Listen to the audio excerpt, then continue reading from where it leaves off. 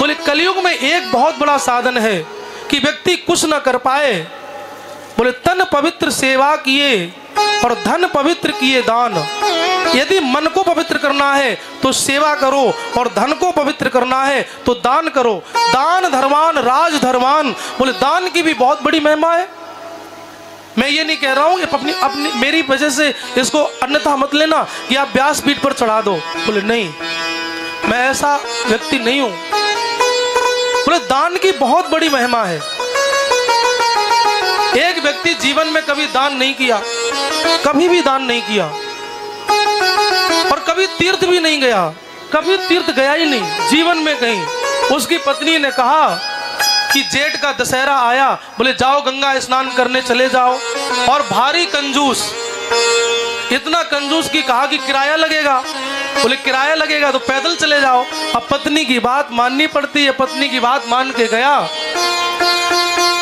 और 12 kilometre 14 kilometre पैदल गया। जून के महीने में पसीने पसीने हो गया और जहां देखा स्नान करना तो वहां पंडा लोग बैठे थे। कहा कि यहाँ स्नान करेंगे तो दान करना पड़ेगा।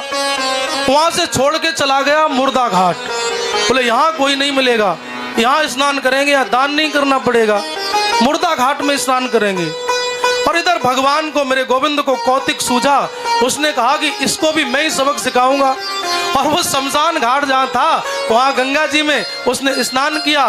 स्नान करने के बाद में जैसे ही उसने डुबकी लगा करके ऊपर निकला, उधर से भगवान ने पंडा का रूप धारण किया, सामने प्रकट हो गए। बोले जजमान की जय हो, जजमान की जय हो।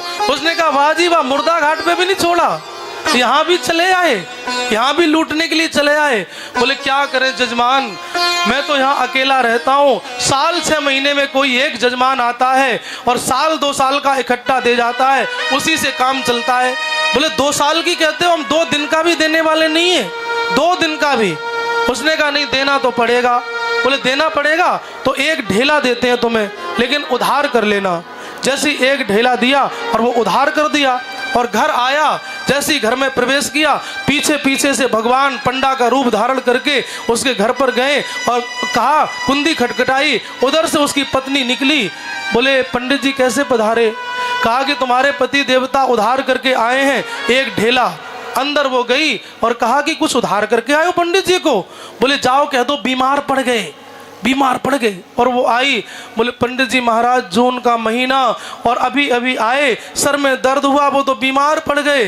कहा ऐसी स्थिति में पंडित जी को नहीं जाना चाहिए। जजमान बीमार हो और साथ छोड़ करके चला जाए, हम तो यहीं रुकेंगे, सीधा आटा दे देना और भोजन दे देना, यहीं करेंगे। उसने कहा ये तो अंदर गई। कहा कि वो तो रुक गए। बोले रुक गए?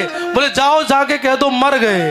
और वो अंदर से निकली और निकाल करके लाई, निकल करके आई। कहा कि पंडित जी जून का महीना और आए, सरदर्द हुआ और अटैक पड़ गया, वो तो मर गए। बोले मर गए? बोले ऐसी स्थिति में तो कभी नहीं जाना चाहिए, जजमान मर जाए और आचार चला जाए, ऐसा तो हो नहीं सकता। बोले पूरे गांव में खबर कर देता हूं कि उसका नाम था दानचंद। मजाक में लोगों ने दानचंद नाम रखा, जीवन में कभी दान किया नहीं। अब उसने कहा कि भगवान ने कहा पूरे गांव में खबर करता हूं। बोले नहीं नहीं पंडित जी, पूरे गांव में खबर मत करना, उसे तो पता है कि मरा नहीं है। और उस भगवान ने अमित रूप प्रगटे वह काला, बहुत सारे रूप भगवान ने प्रकट कर लिए, पूरे गांव में खबर कर दी कि दानचंद मर गए, दानचंद मर गए।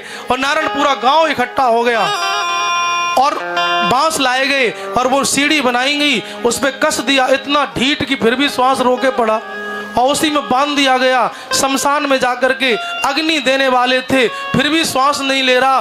पंडित जी ने कहा कि जजमान के कान में मुझे कुछ मंत्र कहना है, मुझे कुछ बोलना है।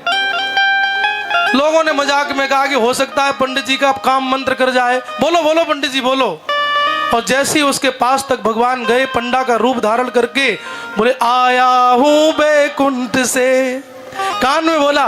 बोले मैं नारायण हूं, मांगने के लिए नहीं आया। बोले आया हूं बैकुंठ से, तुम हित नाता जोड़। बोले मैं बैकुंठ से आया हूं और तुमसे नाता जोड़ा, तुम रे भक्त हो। उसने कहा अरे भगवान आए हैं। आंख खोली उसने, आंख खोल के जैसे ही देखा वही पंडा महाराज तो तुरंत बंद कर ली। बोले तो वही पंडा है जिसको ढेला देना पड़ेगा। भगवान ने फिर कान में कहा, बोले आया हूं बैकुंठ से और तुम हित नाता जोड़। बोले मैं लेने नहीं आया, बोले मांग ले ओ वरदान कछु। बोले तू कुछ वरदान मांग ले। तो उसने भी क्या मांगा, बोले देना है तो दीजिए, वो ढेला दीजिए छोड़। बोले यदि देना चाहते हो तो तुमने जो मैंने ढेला उधार करके आया था उसी को ही छोड़ दो। तो नारायण, व्यक्ति को जीवन में जैसी स्थिति हो और जहां यथा योग्य व्यक्ति को दान करना चाहिए।